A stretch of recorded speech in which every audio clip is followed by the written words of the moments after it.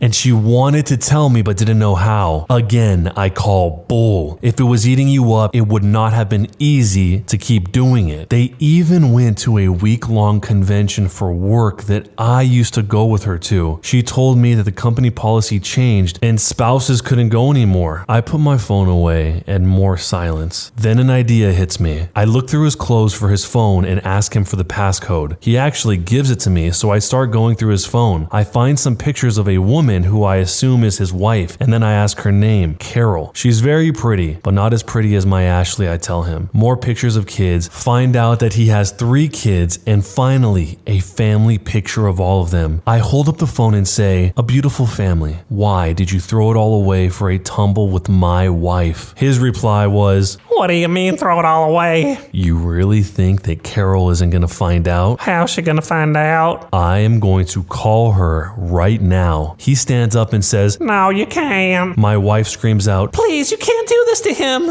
I lost it. Can't do this to him? You have destroyed me, our family, our friends, our future, and broken my heart, and you are worried about him? I'm shaking again, trying not to let her see me cry, but I can't hold it together anymore. I fall back in the chair and I start sobbing. She tries to come over to me, but I look at her and say, stay the hell away from me. After a while, I calm down and I look at his phone again. He says, please don't, I'm begging you, I swear I'll tell her. yeah, right, I reply. He's standing there pleading with me not to as I find her number and decide that FaceTime would be even better. She answers and says, hi, sweet.